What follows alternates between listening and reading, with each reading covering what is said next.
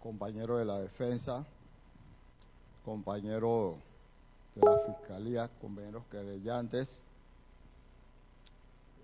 oficina judicial, público presente. Mi nombre es Eliodulfo Palacios Villalba, abogado en ejercicio, y estoy en representación de la ingeniera Balbina Herrera Arauz.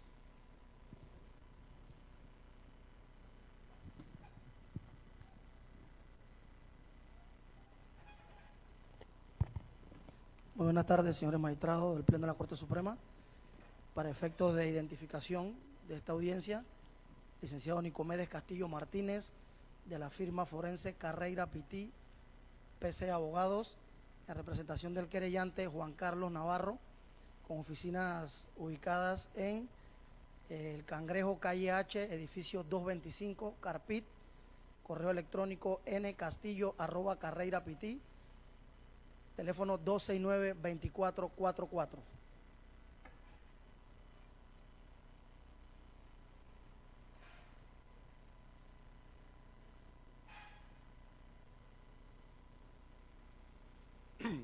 Buenas tardes.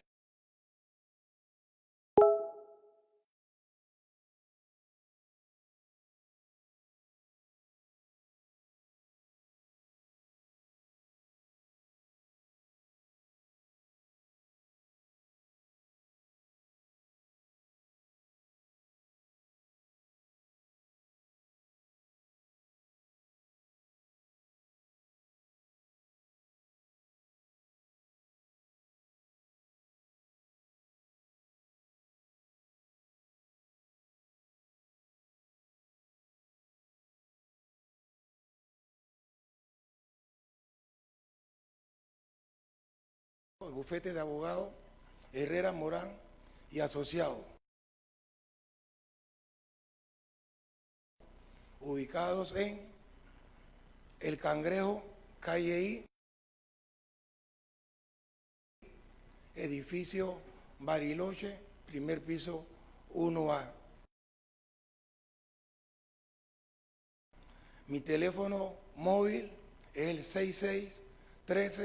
6613-8304 y mi teléfono fijo 223-5133. Mi dirección electrónica es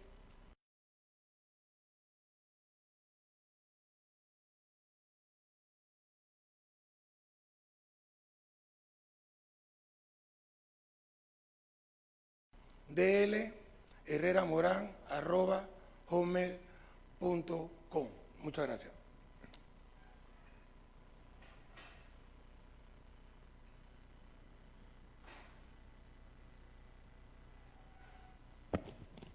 Muy buenas tardes, señores magistrados de la Corte Suprema de Justicia, reunidos en pleno, hoy en funciones del Tribunal de Apelaciones.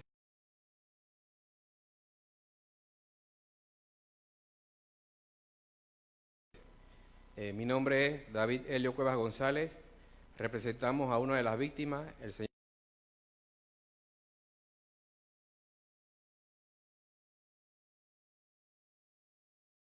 Rosendo.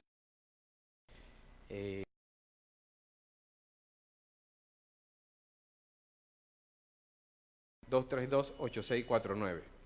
Muchas gracias.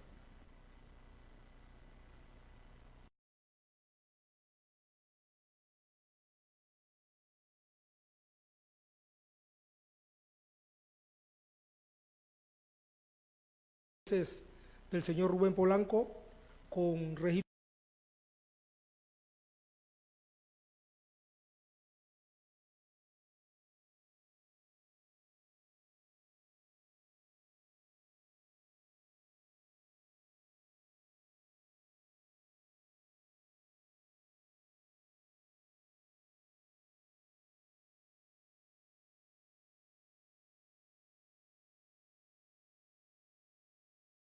Buenas tardes, señores magistrados del Pleno de la Corte Suprema de Justicia.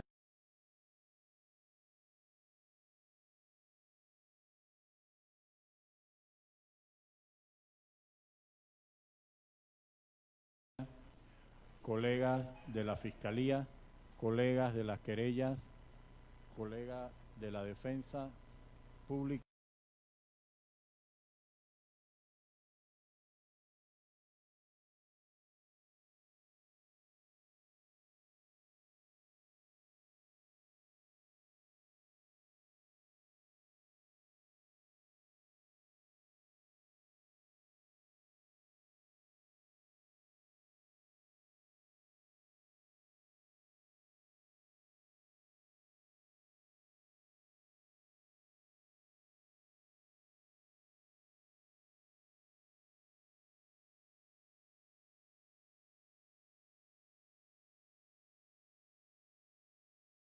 Presente, señores todos.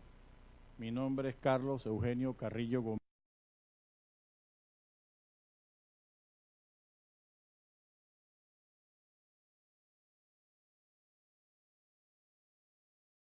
Mila, cedulado 8-213-921, con oficinas en calle Beatriz de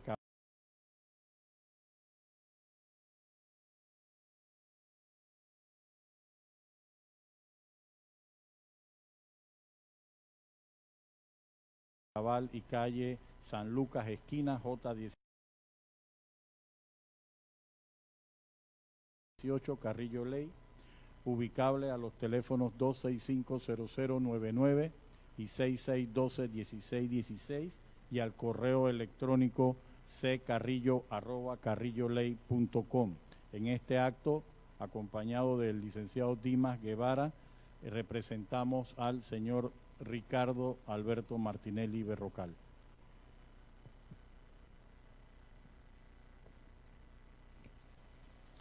Muchas gracias. Identificados los intervinientes para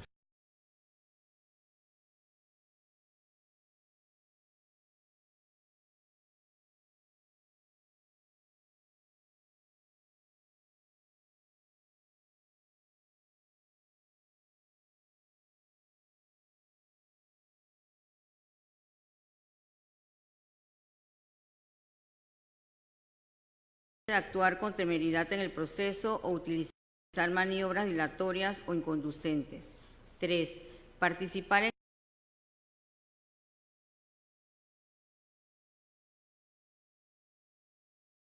el proceso con respeto hacia el juez y las demás partes intervinientes, evitando expresiones injuriosas en sus actuaciones. 4. Comparecer puntualmente a las actuaciones y audiencias a las que sean convocados. 5.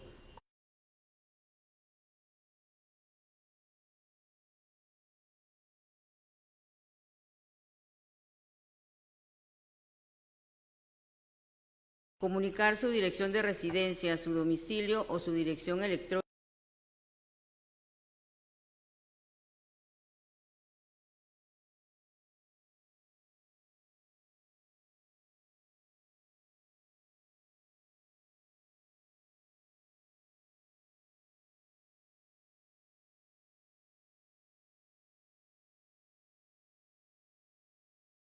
para recibir notificaciones o comunicaciones. 6. Abstenerse de tener comunicación privada con el juez que participe en la actuación, salvo en los casos previstos en este Código. 7. Intervenir oralmente en las audiencias y permanecer en silencio cuando no le corresponda actuar. Muchas gracias, secretaria. Ante el artículo 25 constitucional referente al investigado, en este caso solicitamos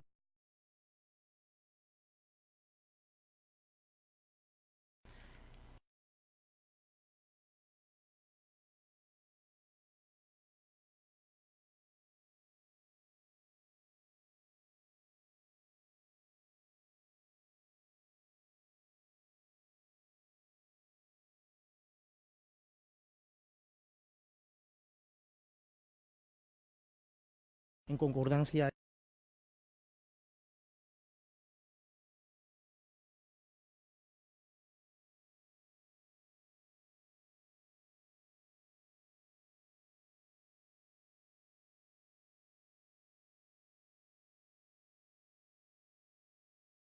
complejidad del asunto dentro de los 3 días siguientes. En este sentido, sentido, solicito por favor, para constancia igualmente de registro de audio y video, si el señor Ricardo Martínez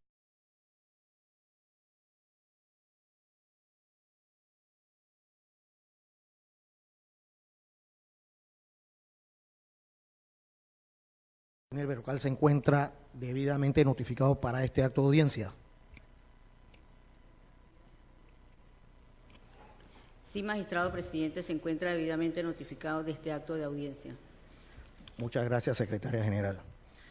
En este sentido, el artículo 278, audiencias ante el juez de garantía en la fase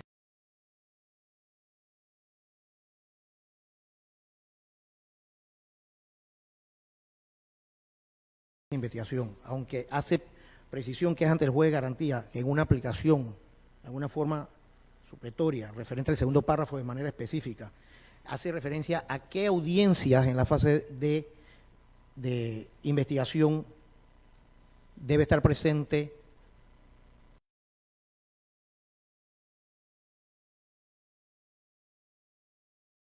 el investigado. Señala la siguiente en el segundo párrafo del artículo 278. A las audiencias de control de aprehensión, de formulación de imputación, las que versen sobre la nulidad de solicitud, modificación o rechazo o la proposición de medidas cautelares personales y las de la etapa intermedia deberán comparecer el fiscal, el defensor y el imputado o acusado. Como en ninguna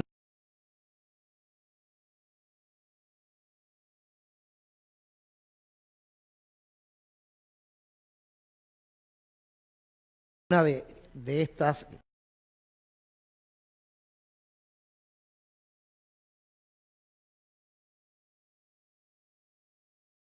que hace señala el segundo párrafo del artículo 278 del Código Procesal Penal, no es obligatorio que el mismo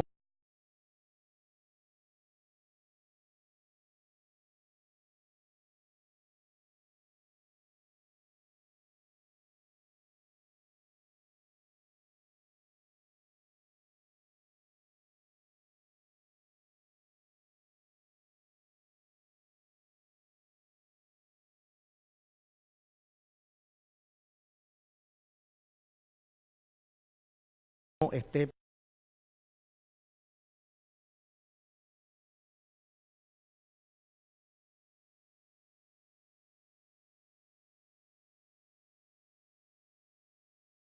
presente el señor Ricardo Martínez Vercal, pese por el hecho de que estar debidamente notificado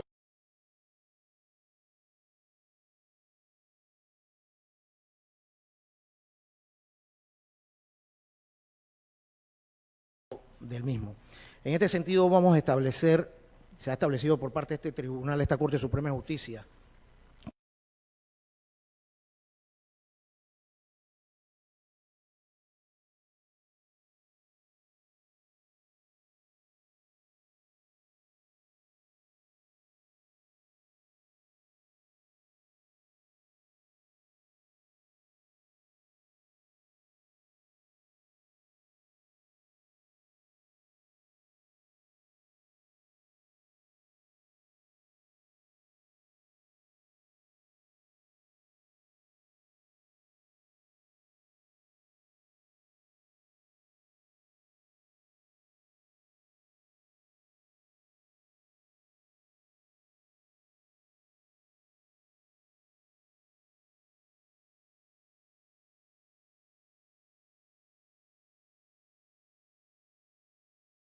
del magistrado juez de garantía sobre no declararse impedido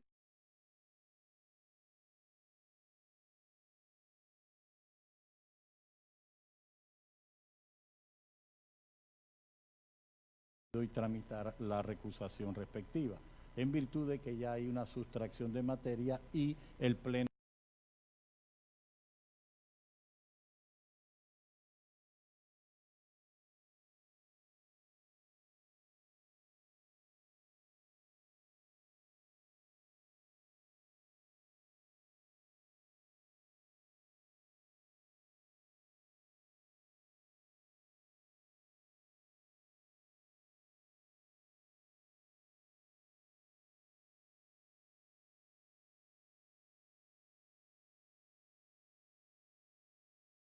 ya se pronunció en cuanto a el tema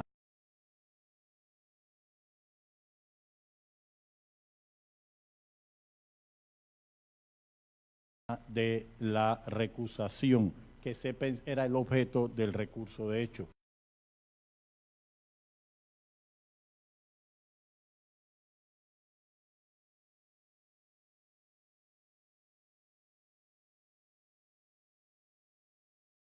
Este es el primer punto, honorable.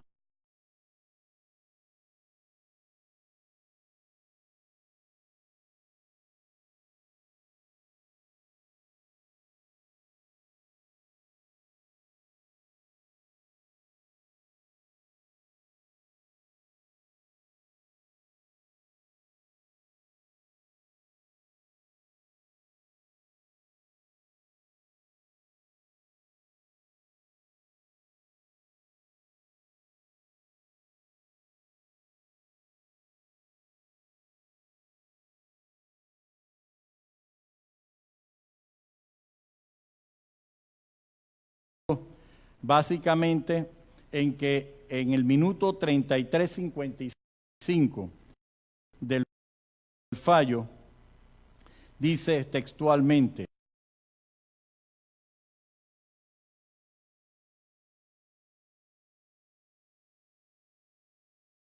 y yo no tendría algo más que agregar en efecto para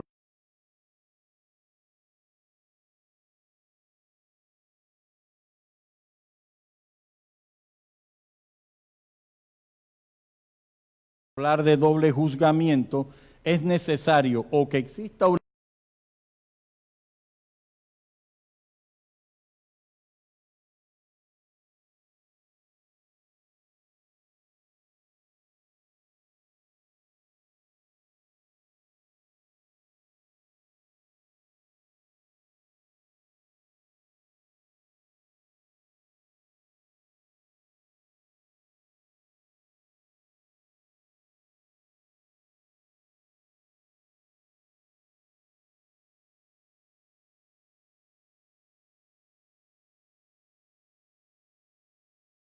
una sentencia o una resolución de aquellas que hace tránsito a cosa juzgada, que son los autos de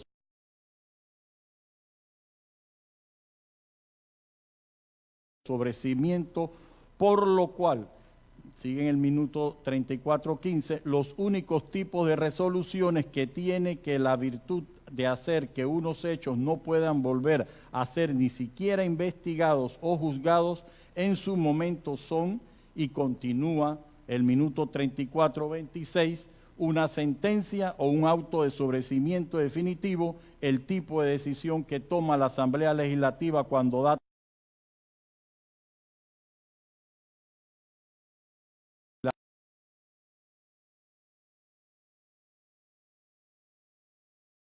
el magistrado presidente de la Sala Segunda, Corte Suprema de Justicia, para que la Sala Tercera se pronunciara prejudicialmente sobre el alcance y sentido del acto administrativo mediante el cual el presidente de la Asamblea Legislativa designó a la Comisión de Credenciales en funciones ad hoc para que atendiera la solicitud formulada por el legislador Miguel Busch Ríos, a fin de que se inicie una investigación a nivel de la Corte en relación al grado de corrupción o corruptela que pudiera estar afectando a la administración de justicia. La Corte sentenció en la Sala Tercera sobre las funciones de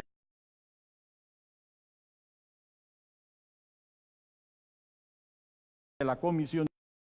Dice, una de esas funciones que la Constitución política establece se refiere al juzgamiento de magistrados de la Corte Suprema de Justicia por parte del órgano legislativo, es decir, al ejercicio de sus funciones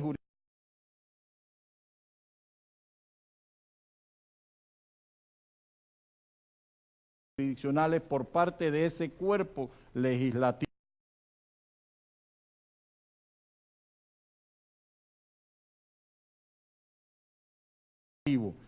Y en la misma sentencia, posteriormente, se concluye que la Comisión de Credenciales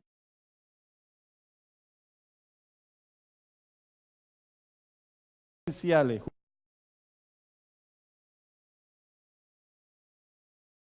Justicia Interior,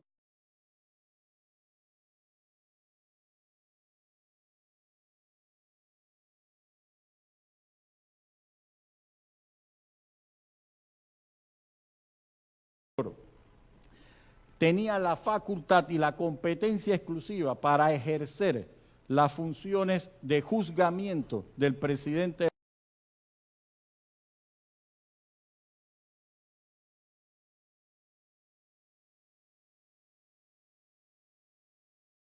de la República y de los magistrados de la Corte Suprema de Justicia.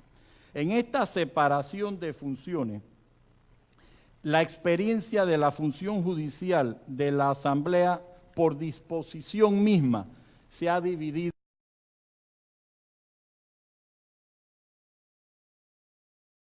en tres momentos. Recordemos que a raíz de los cambios constitucionales,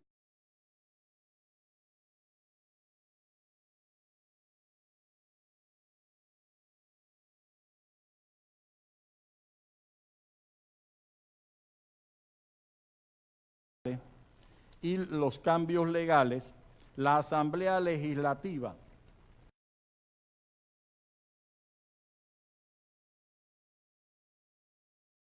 en consideración a lo dispuesto en el artículo 160 de la Constitución Nacional, antiguo 154, la función judicial de la Asamblea Nacional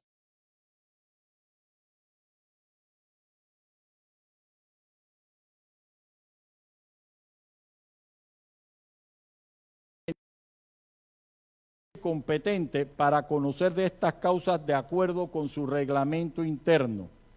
Y dice el artículo 468 en su párrafo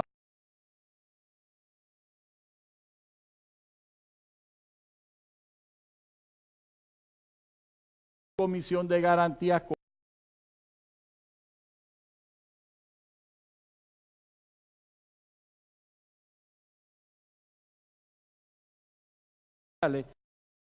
funciones o tiene como funciones específicas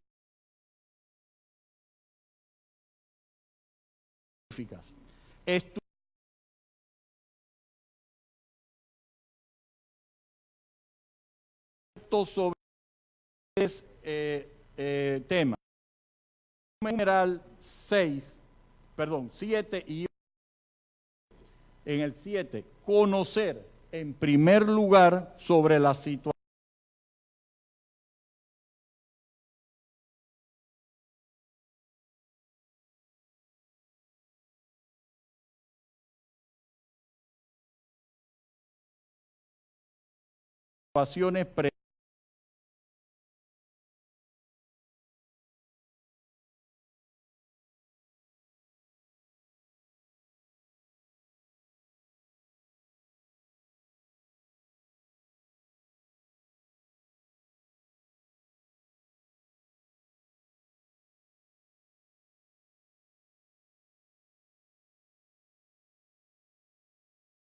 previstas en el artículo 160 de la Constitución Política de la República de Panamá. Y en el ordinal 8, emitir conceptos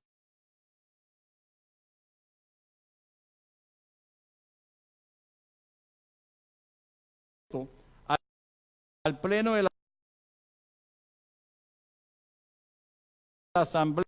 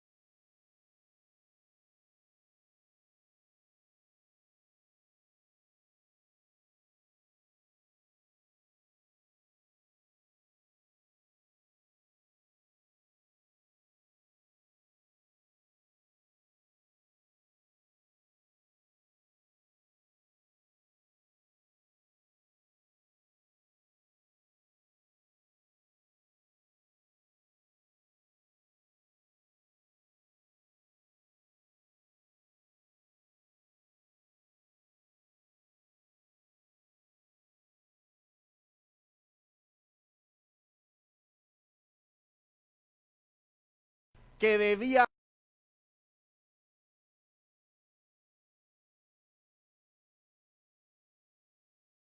ajustarse a la existencia de una investigación, de un procedimiento y que luego terminara por un auto de sobreseimiento o una sentencia absolutoria o condenatoria.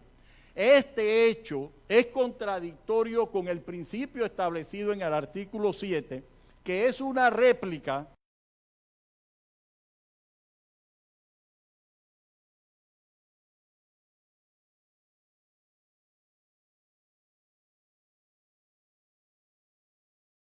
en su espíritu y amplía no solo al haber sido juzgado, sino siquiera, y lo amplía a ser investigado. Desde el momento que se presenta la acción penal a través de una denuncia, se inicia un proceso.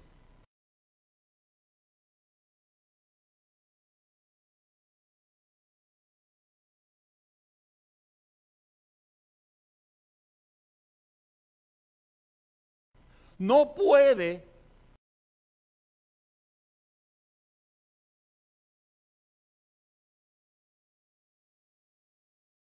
exigirse a una persona que ha sido sometida por una denuncia que este pleno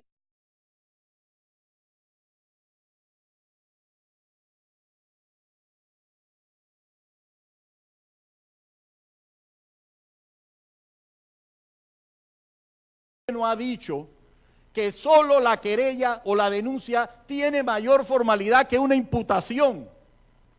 Así como este pleno consideró que la sola denuncia y la admisión de la misma era una imputación mayor que la formal,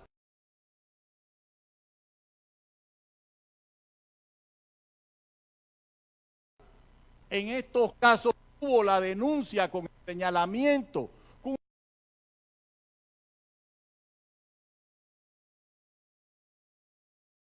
cumpliendo los mismos requisitos que esta Corte ha dicho que son suficientes para considerar imputado a una persona. Pero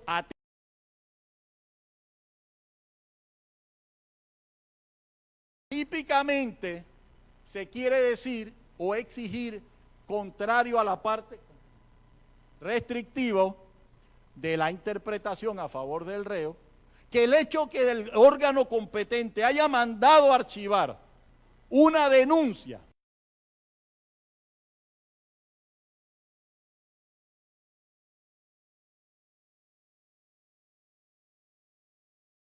jurídica para los estamentos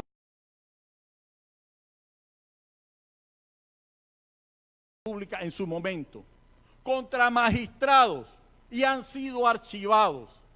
Y en virtud de eso existe un uso y una interpretación que no se han vuelto a abrir jamás. Este sería el primer caso que pondría la impronta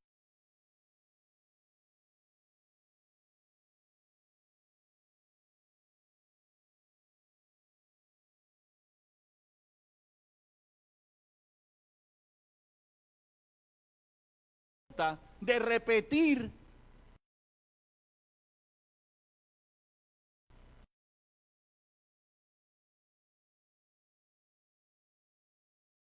acusaciones que han sido archivadas contra magistrados y expresidentes con términos de prescripción que han sido aumentados y que existe la tendencia de la imprescriptibilidad en alguno de ellos, atentaría contra la seguridad jurídica. Así que la lógica, porque el derecho es lógico, interpreta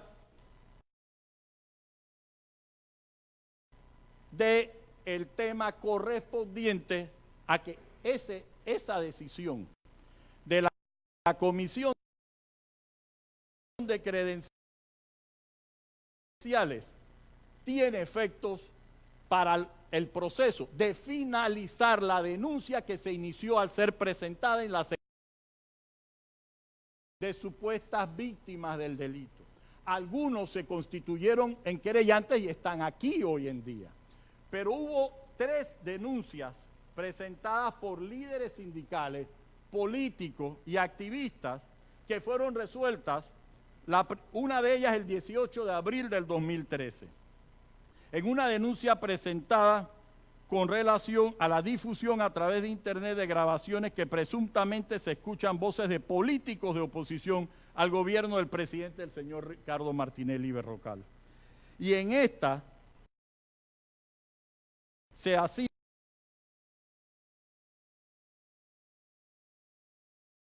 énfasis en que a través del Consejo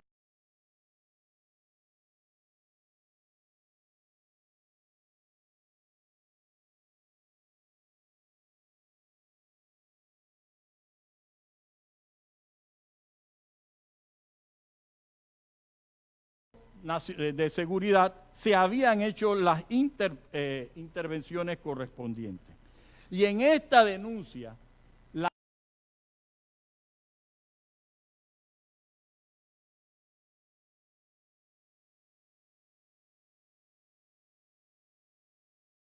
Comisión de Credenciales, Reglamento de Ética Parlamentaria y Asuntos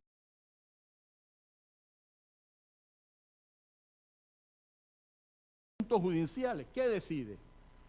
En el segundo punto, ordenar el archivo del expediente contentivo del sumario remitido a esta comisión. Y es que... Le quedan 2 minutos, licenciado Carrillo. ¿Me pueden dar? Sí. Sígase. Adicionales? Siga para que culmine la... En este caso, se recibió el sumario de la Procuraduría. Había un expediente aperturado en la Procuraduría y se envió por estos delitos y por competencia a la Asamblea Legislativa. Igualmente, en la denuncia de Carlos Ernesto González de la Lastra y José Ramos, el 5 de enero del 2011 se archivó el mismo y el mismo día se archivó la presentada por Juan Jované, Alberto Quiroz Guardia, Javier Víquez, Rubén Sousa, Rafael Benavides y otros.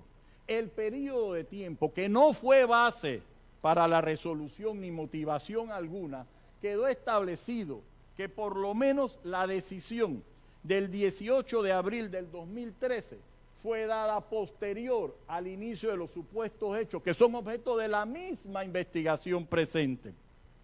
En aquella época, el artículo 1945 del Código Judicial, que era aplicable anteriormente, nadie podrá ser perseguido penalmente más de una vez por el mismo hecho, aunque se modifique su calificación o afirmen nuevas circunstancias. Y en 1949, en concordancia con el 7 actual, por un solo hecho se seguirá un solo proceso, aunque sean varios los autores o partícipes. De la misma forma se procederá aunque cuando los hechos punibles sean varios y exista continuidad y conexión. Y es que en propio Código Penal, el artículo 15 dice que no se puede aplicar, al aplicarse a la ley penal a un hecho, no podrá ser considerado más de una vez. Y es que lo que hizo la Asamblea Legislativa fue aplicar la ley penal dentro de una denuncia criminal, en uno de ellos 2 por denuncia y 1 por compulsa de copias, ante su competencia, y decidió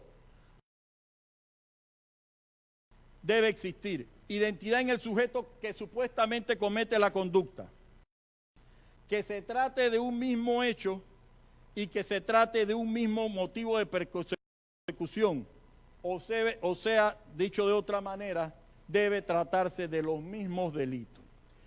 Desde el fallo del 25 de abril del 2014, en un amparo de garantías propuesto por el licenciado Carlos Torres, a nombre y representación de Irving y Daniel Casas Cano, la Corte sentó este precedente que fue reiterado posteriormente en el precedente del 29 19 de septiembre del 2015, donde en el caso seguido al ciudadano Adolfo Villarreal del Mar, por un habeas corpus propuesto por él contra la Fiscalía Sexta Superior, en el cual se estableció que nuestra jurisprudencia ha dejado sentado la existencia de 3 elementos básicos para la configuración del doble juzgamiento: la identidad del sujeto que cometa la conducta, que se trate de un mismo hecho y que se trate del mismo motivo de persecución.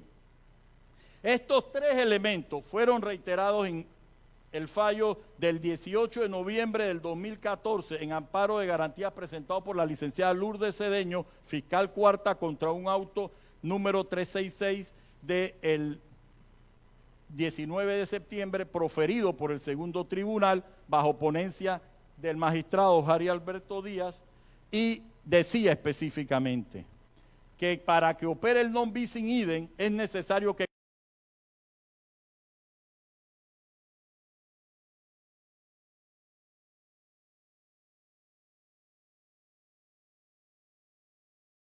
concurran estos 3 requisitos.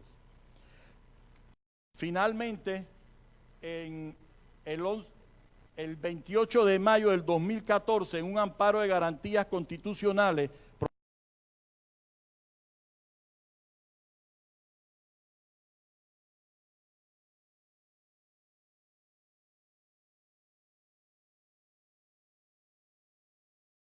propuesto por la firma de abogados Vera y Álvarez a nombre de Jairo Fernando López, bajo ponencia de Hernán A. de León Batista, magistrado presidente, igualmente se sentenció, en adicional a lo anterior, que lo expuesto, sin embargo, no puede entenderse como la proscripción de diversas actuaciones por parte del Estado para sancionar una misma conducta, pero se refería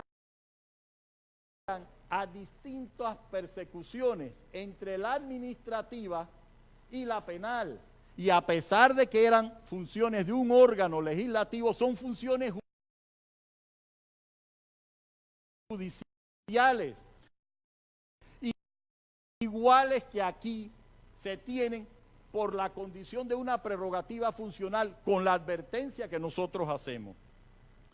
Finalmente, el hecho anterior, ¿cómo define la defensa que ha afectado las garantías? Primero, que solicitamos se anule lo actuado en violación al principio de doble investigación o non bis in idem.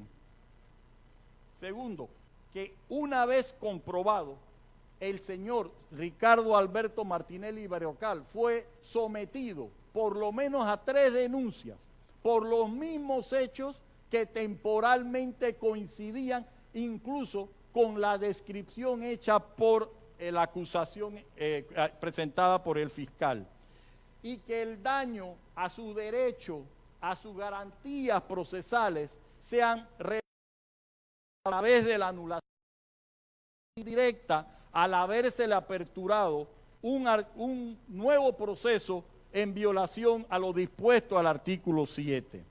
Con estas consideraciones, nosotros concluimos advirtiéndole y solicitándole al tribunal o instándolo que si de conformidad al artículo 200 del Código Procesal Penal consideraran, y una vez confirmado que se ha confirmado en la carpetilla correspondiente la condición de exdiputado del señor Ricardo Martinelli, de oficio ordenen el saneamiento correspondiente y se actúe de conformidad a derecho de lo que corresponda, cuando el tribunal estime que se ha producido un acto violado y la nulidad no se hubiera saneado aún.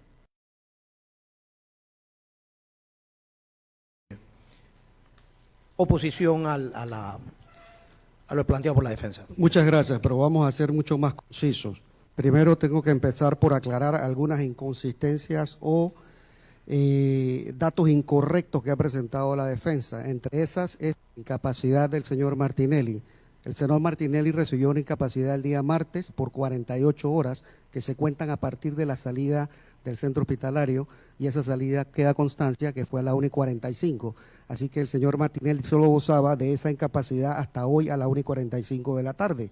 Así que perfectamente pudo haberse personado si hubiera querido a esta audiencia.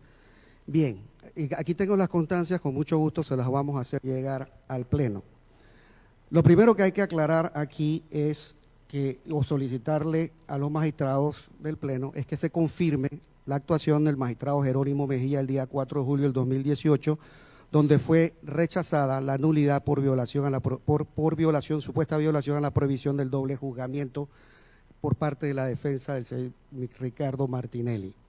Este principio non bis idem o prohibición del doble juzgamiento está basado obviamente en el artículo 32 de la Constitución Nacional, el artículo 7 del Código Procesal Penal, y tiene su respaldo también en la Ley 5 del 28 de octubre de 1977, que constituye la Convención Americana sobre Derechos Humanos, publicada en la Gaceta 18.468 del 30 de noviembre de 1977, que incluye en el artículo 8, específicamente el numeral 4, lo siguiente: el inculpado absuelto, y solo lo hace con el inculpado absuelto, es muy limitativo, el inculpado absuelto por una sentencia firme no podrá ser sujeto a un nuevo juicio por los mismos hechos.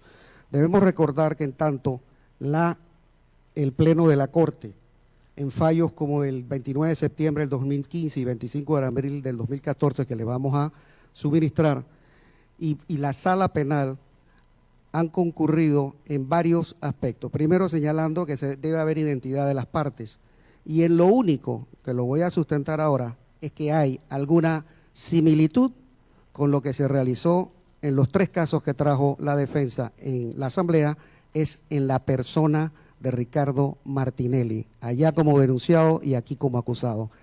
Todos los demás son datos totalmente incompletos, ajenos a la realidad del proceso que nos atañe. Primero que todo, que se requiere identidad de partes, que se trate del mismo hecho, que se trate del mismo tipo de persecución como habla el licenciado Castillo de la defensa, y que haya además, señala, un proceso donde se haya llegado a un fallo en firme, absolutorio, condenatorio o un sobreseimiento definitivo. Estos son los requisitos. ¿Qué sucede? Que los hechos a los que está haciendo referencia el licenciado Carrillo de la Asamblea son hechos que ocurrieron antes del 2012. Y hay un hecho, el de la comarca Nové Buglé, que no tiene absolutamente nada que ver con el proceso que nosotros estamos llevando a cabo. Esos procesos fueron cerrados, 2 de ellos, el 5 de enero del 2011, fueron cerrados 2 de esos procesos, y el tercero, el 13 de abril del 2013. Ninguno de estos actos o estas investigaciones, que no fueron investigaciones porque fueron archivadas, tienen que ver en absoluto con los actos que estamos nosotros presentando en nuestra acusación, que son del 2012, 2013, hasta mediados del 2014. Por ende, son datos totalmente inexactos. Tampoco son las mismas personas. Las personas que están aquí mencionadas en estos actos procesales que supuestamente se llevaron a cabo en la Asamblea no corresponden a las mismas personas que fueron víctimas del expediente conocido como 138-15. Y le vamos a dar pues copia de estas resoluciones que fueron emitidas por Mario Miller, Miguel Fanovich y Miguel Fanovich respectivamente, para que ustedes puedan apreciar que ni las fechas, ni las personas, ni los hechos son los mismos, tal como lo está exponiendo el licenciado Carrillo de la defensa. Los 3 expedientes que tienen que ver con el tema que se ventiló y que no fue ventilado porque fue archivado, no se investigó, fue un sumario en averiguación relacionado con unas denuncias de escucha del señor Ernesto Carles, brindando supuestas indicaciones a ciudadanos del pueblo Nové Buglé durante los conflictos suscitados por el tema de las hidroeléctricas, un expediente que se archivó. Denuncia presentada por el señor Carlos Ernesto González Ladastra y José Ramos, respectivamente el día 3 de enero del 2011 contra el señor Ricardo Alberto, también se archivó. denuncia presentada por los señores Juan Jované, Alberto Quiroz Guardia y Javier Víquez, Rubén Sosa y otros, también fue archivado. Aquí no hubo ningún tipo de investigación. Y es que incluso la defensa compara o trata de hacer ver que el foro en la Asamblea y el foro de la Corte son los mismos. No son los mismos. Ni tampoco el procedimiento de la Asamblea es el mismo procedimiento que se realiza en la Corte. Y es que son por sujetos procesales distintos. Uno en la Asamblea por ser presidente y otro cuando deja de ser presidente y se convierte o es un diputado, que en este caso fue el expresidente de la República, automáticamente diputado, aunque haya presentado renuncia, ya queda dentro del proceso por la presentación de la acusación el 9 de octubre del 2015. Entonces yo no creo que sea oportuno, ni pertinente, ni correcto señalar que los procedimientos especiales, capítulo primero, el título séptimo, capítulo primero, que son juicios penales ante la Asamblea Nacional, puedan ser comparados de alguna forma con el procedimiento especialísimo que se sigue contra los procesos ante el Pleno de la Corte. El procedimiento de la Asamblea ni siquiera tiene un artículo 488, donde se le requiere una prueba idónea para los procesos ante la Asamblea Nacional. Eso hay que tomarlo muy en cuenta. Las razones por las cuales fueron archivadas no nos compete a nosotros, pero si no hay un fallo en firme, mal puede decir que ha sido juzgado esta persona. Tampoco existe un caso previo del señor Ricardo Martinelli por este artículo, por esta carpetilla 138-15. Este es el primero. Tampoco hay identidad en las partes, con excepción nada más que del denunciado en la Asamblea y el acusado aquí en este proceso conocido como pinchazos. No hay identidad de procedimiento, no hay identidad absolutamente en nada en los hechos. Las personas o las víctimas que sufrieron la privación la violación a su privacidad, nada, absolutamente nada, ni jurídicamente ni objetivamente hablando, corresponde, con excepción de la persona de Ricardo Martinelli. Son, como hemos dicho, foros y procedimientos totalmente distintos. Por ende, como esto no tiene sustento fáctico ni jurídico que lo ampare y no reúne los requisitos mínimos, porque lo que dice la jurisprudencia es que sean dos, al menos dos, que tengan algún grado de concatenación, y aquí solamente existe un solo requisito, que es la misma persona que fue denunciada en la Asamblea y acusada aquí en el proceso ante la Corte. No se reúnen los requisitos y debe por ello ser confirmado la posición del magistrado de garantías dictada el 4 de julio del 2018, cuando rechazó esta supuesta nulidad por doble juzgamiento. Muchas gracias, magistrados. Gracias, magistrado fiscal. De parte de los querellantes, no sé si va a existir un vocero. Gracias. Gracias. Igualmente la oportunidad procesal de hasta 20-30 minutos para fundamentar su intervención.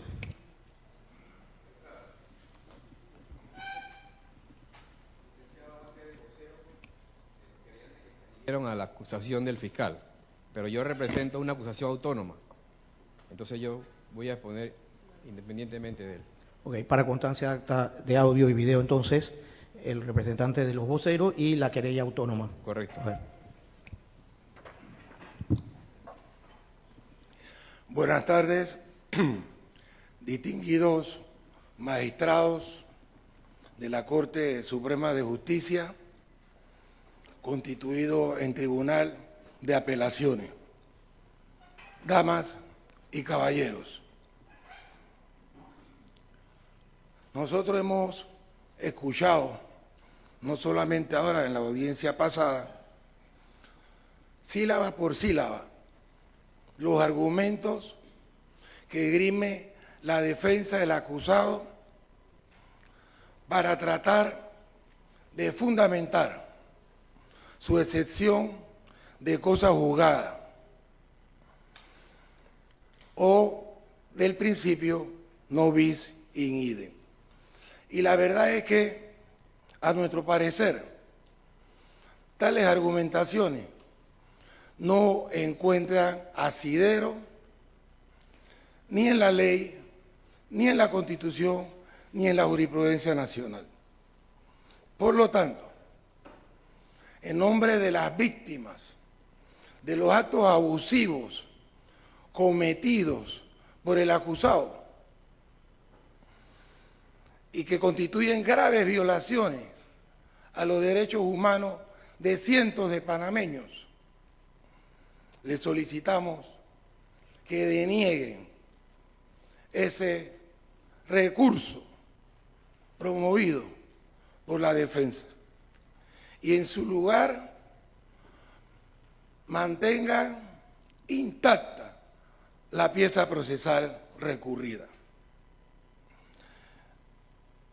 El principio no bis in idem que el autor argentino Álvaro Belloso, maestro procesalista, prefiere llamar caso de la cosa juzgada, establece que para que se dé esa situación jurídica debe haber una sentencia debidamente ejecutoriada, condenatoria o absolutoria para que haya irrevocabilidad de ese acto jurisdiccional.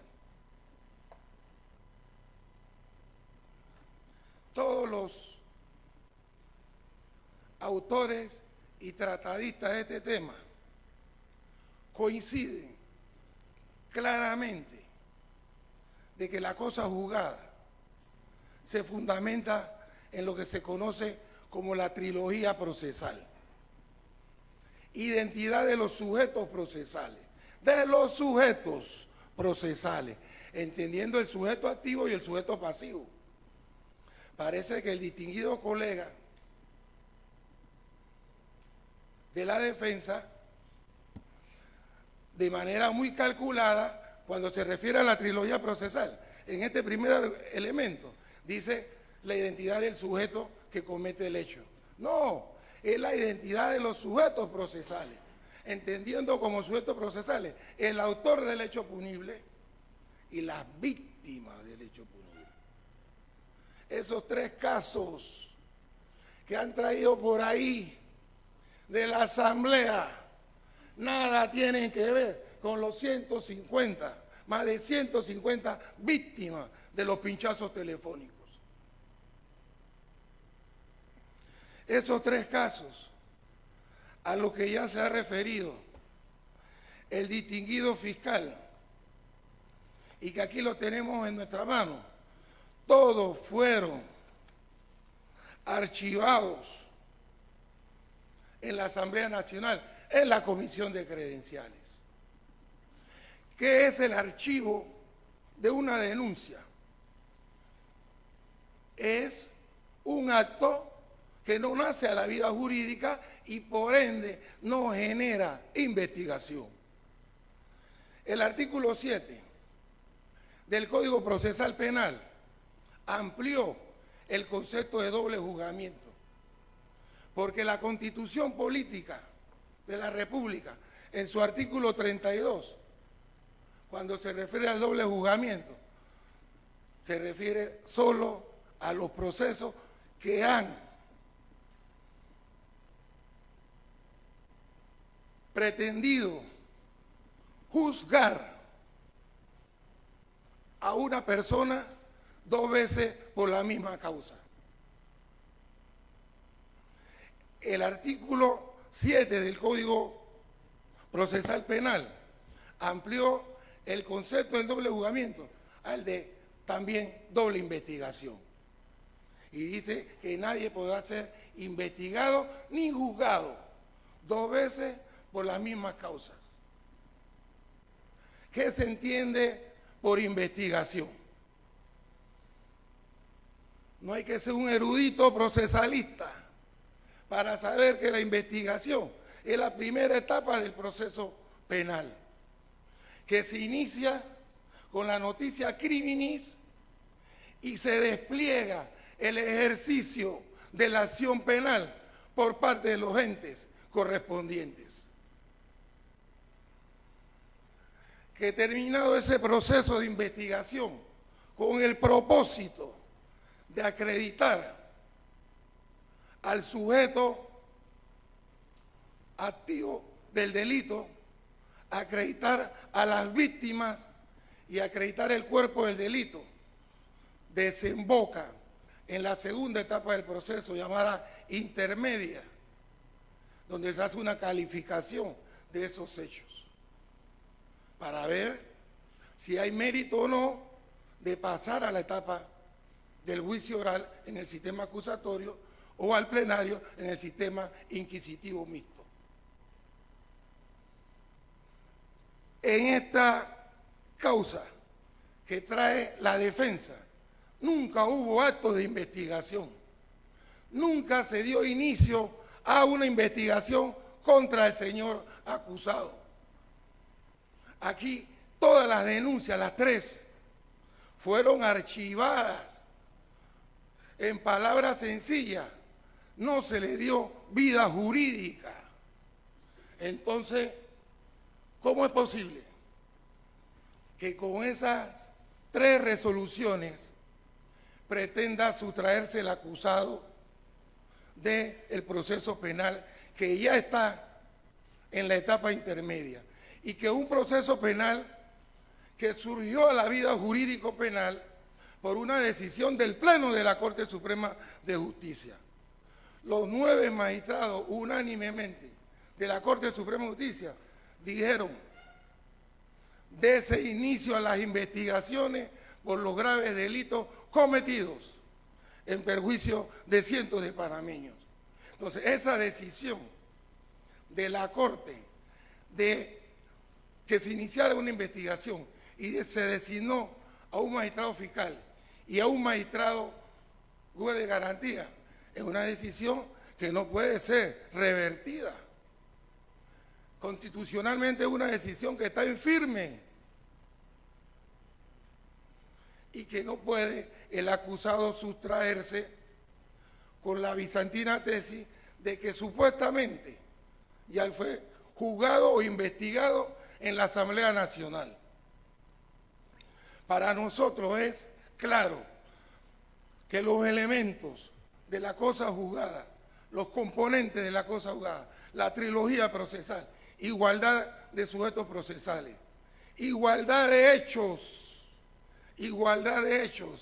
esos hechos que ahí se archivaron, de la denuncia de la comarca Nomebú,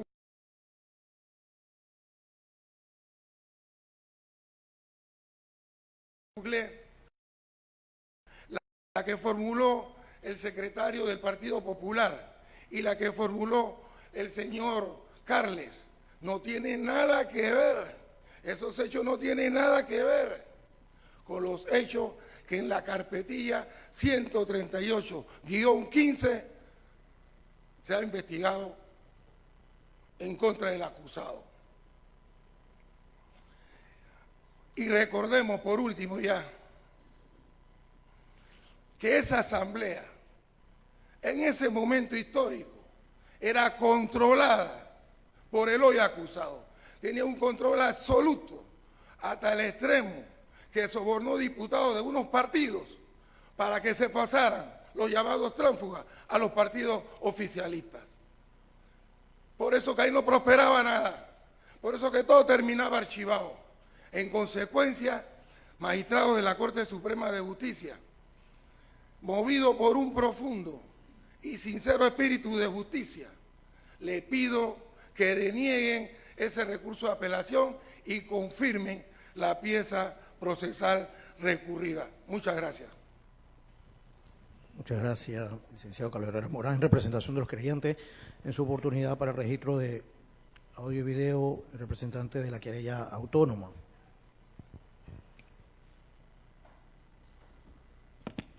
Muy buenas tardes nuevamente, señores magistrados, fiscal de la causa, colegas de la defensa, querellantes, víctimas y personas aquí presentes. Luego de haber escuchado los alegatos o las oposiciones u objeciones de parte del fiscal de la causa y del representante de los querellantes, yo quiero hacer algunas precisiones para no ser repetitivo en lo mismo que han manifestado mis colegas.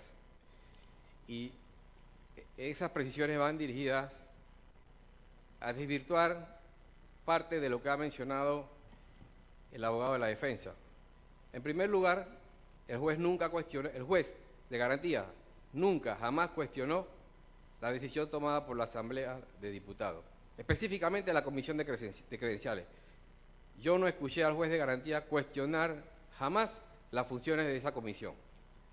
Lo que el juez dijo fue que esas denuncias que fueron presentadas y que sirvieron de sustento para invocar una supuesta prohibición de doble juzgamiento, que no se ha dado, esas 3 denuncias fueron archivadas, murieron en la cuna. Y a mí me gusta hablar con ejemplos. Señores magistrados, usted tiene las 3 denuncias porque el fiscal se las pasó. Imagínense que la denuncia que presentó los señores Juan Jované, Alberto Quiroz Guardia, Javier Víquez, Rubén Sousa y Rafael Benavides, llegó a la Asamblea de Diputados el día 3 de enero del 2011. ¿Y sabe cuándo la archivaron? El 5 de enero del 2011. Entonces, ¿qué acto de investigación se realizó en la Asamblea de Diputados? Ninguno. O sea, venir a comparar estas denuncias que fueron archivadas a 2 días de haberse presentado y compararlas con el acto jurídico que se produce en el Pleno, que es el hecho de la admisión de un proceso, la admisión del proceso contra el diputado Ricardo Martinelli, que tiene todos los elementos de una imputación. O sea, esa comparación es absurda, raya en lo ridículo. Y traigo esa colación porque nuevamente nos tocan el mismo tema y cuestionan la imputación. Que sin imputación no puede haber acusación. Ese es un tema que quedó totalmente superado. Que los defensas se mantengan reacios a respetar las decisiones de la Corte y del Pleno, esos son otros 500 pesos. La segunda denuncia a la que hacen alusión los defensores, y que es la denuncia presentada por el señor Carlos Ernesto de la Lastra y José Ramos, esa denuncia fue recibida en la Asamblea de Diputados el mismo día, 3 de enero del 2011. ¿Y sabe cuándo fue archivada? El 5 de enero del 2011. Entonces no podemos comparar que lo que se dio en la Asamblea es lo mismo que se dio en el Pleno en la Corte Suprema de Justicia. No, señores magistrados. Aquí hubo un Pleno que admitió un proceso y automáticamente designó a un magistrado fiscal y a un juez de garantía. En la Asamblea eso no se dio. El artículo 50 del reglamento de la Asamblea establece claramente que una vez que se admite la denuncia, se designa un fiscal y un juez. Para que el público que nos está viendo lo sepa, el típico ejemplo fue el caso del magistrado Moncada Luna, el del magistrado Benavides. Ahí se nombró un fiscal y se nombró un juez. Y yo no voy a entrar en los detalles de cómo terminaron esos procesos, pero es que la comparación es absurda. 2 de las denuncias que le he mencionado murieron en la cuna 2 días después de haber sido recibidas en la Asamblea de Diputados. Y nadie está cuestionando la facultad de los diputados, ni mucho menos lo hizo el juez de garantía. Pero no podemos comparar esos actos con un trámite jurídico que se dio en el Pleno, como fue la admisión del proceso en contra del diputado Ricardo Martinelli. Y la última denuncia, señores magistrados, fue presentada, llegó a la Asamblea el 27 de marzo del 2012 y archivada el 18 de abril del 2013. Esa en particular es una denuncia que fue presentada contra el Consejo de Seguridad. Y digo en particular, ¿sabe por qué? Porque es que el proceso que se le lleva al diputado Ricardo Martinelli en la Corte Suprema de Justicia, se están investigando hechos que se produjeron entre el 2012 y el 2014. O sea que las 2 denuncias que le mencioné inicialmente, que murieron en el 2011, no tienen nada que ver con los hechos por los cuales al diputado se le investiga hoy en día. La única denuncia, que es la del 2013, bueno, fíjese, magistrado, que ni siquiera es contra el diputado Ricardo Martinelli, es contra el Consejo de Seguridad. Y voy a leer textualmente lo que dice la resolución emitida por la Asamblea de Diputados. En su punto 3, donde dice aspectos formales, Sobre el particular no está acreditado a través de peritaje, en este caso, la existencia de una escucha telefónica ilegal o autorizada por algún miembro del Consejo de Seguridad, en este caso por el presidente de la República. Estos dos aspectos son elementales para proceder a admitir el sumario y al no estar estos incorporados de manera indubitable, el expediente, la comisión tiene el deber procesal de no admitirlo. La denuncia fue presentada contra el Consejo de Seguridad y la Asamblea, obviamente, que todos sabemos que en ese momento el que manejaba los hilos en la Asamblea era el diputado, el expresidente Ricardo Martinelli. Y cuando escucharon Consejo de Seguridad, automáticamente la archivaron. Pero esta es otra evidencia más de quién controlaba el Consejo de Seguridad, dicho por los propios diputados. Esta prueba que fue incorporada por la defensa, porque esto lo trajo fue la defensa, les demuestra a ustedes quién controlaba el Consejo de Seguridad en el periodo 2013, porque ahora no nos van a decir, ah, no, es que ese periodo no es. Sí, este periodo 2013 forma parte de la investigación, pero la denuncia era contra el Consejo de Seguridad. Cuando escucharon el nombre del Consejo de Seguridad, la archivaron de una vez. Entonces, eso es importante, señores jueces, señores magistrados, porque convocar a los magistrados de la Corte Suprema en pleno para debatir o sustentar un recurso de apelación. Yo pensaba escuchar que se iban a incorporar o nos iban a sustentar elementos que hicieran cambiar la posición de los magistrados, pero no lo he escuchado. O sea, aquí yo no he escuchado nada nuevo. Primero, que los hechos no corresponden a los hechos que se le investigó al diputado Martinelli, porque las dos únicas denuncias del 2011, eso no forma parte de esta investigación. Los delitos. Ustedes van a tener la oportunidad de revisar las denuncias que se las entregó el fiscal. En uno hablan de abuso de autoridad, en el otro hablan del artículo 165 y 166. No tiene nada que ver con lo que se está investigando aquí, que es interceptación de comunicaciones y seguimiento. No tiene nada que ver. Y la última, que es la del Consejo de Seguridad, es una denuncia que se presentó por efecto de la manipulación que tenía el Consejo de Seguridad de intervenir llamadas telefónicas, pero no es contra el diputado, el exdiputado, el expresidente de la República, Ricardo Martinelli, diputado del Parlacén. Eso no tiene nada que ver, señores magistrados. Entonces, yo creo que hay no menos de 5 resoluciones o decisiones adoptadas por el Pleno de la Corte Suprema de Justicia en las que en todas han hecho un llamado de atención a la defensa por el excesivo y abusivo ejercicio del derecho de defensa. Pero ninguna culmina sancionando. Y esto le manda un mal mensaje a la comunidad, porque si el principio de lealtad procesal es uno de los principios rectores del sistema penal acusatorio, yo creo que es tiempo que alguien tome una decisión.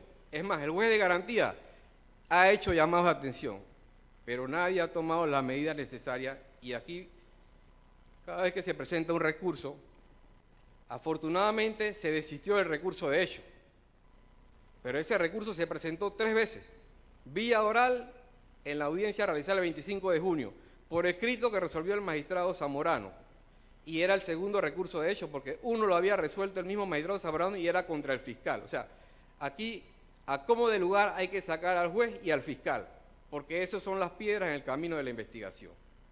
Entonces, yo creo que también es importante citar, para que la comunidad conozca el contenido del artículo 7 del Código Procesal Penal, que habla de la prohibición de doble juzgamiento. Y dice, nadie puede ser investigado ni juzgado penalmente más de una vez por el mismo hecho, aunque a este se le dé una denominación distinta. ¿Qué quiere decir esto? Que al diputado del Parlacén, Ricardo Martinelli, nunca se le ha investigado por los hechos o por los delitos por los cuales está siendo procesado hoy en día. Nunca ha sido investigado por esos delitos. Se presentaron 3 denuncias en la Asamblea que no guardan ninguna relación con este señor y que fueron archivadas. Ahí no se ha dado ni un acto de investigación, señores magistrados. O sea, no hay que ser abogado para conocer que se presentó una denuncia y fue archivada. No hay investigación. Ni siquiera fue notificado el diputado, en ese momento presidente de la República. Y finalmente quiero concluir nuevamente exhortándolo y reiterándole que con fundamento en el artículo 18 del Código Procesal Penal, que habla de la lealtad y la buena fe, que además de llamar la atención, se tomen las medidas porque esto amerita una sanción. Muchas gracias. Muchas gracias. Haber intervenido las partes en este acto de audiencia, vamos a declarar un receso siendo las 4 de la tarde para que este pleno de la Corte Suprema de Justicia en funciones del Tribunal de Apelaciones tome la decisión correspondiente de forma motivada y nos retiramos para deliberar. Por parte de la Secretaría General se le comunicará en el momento de regreso de nosotros para tomar la decisión correspondiente de los recursos en apelación. Gracias.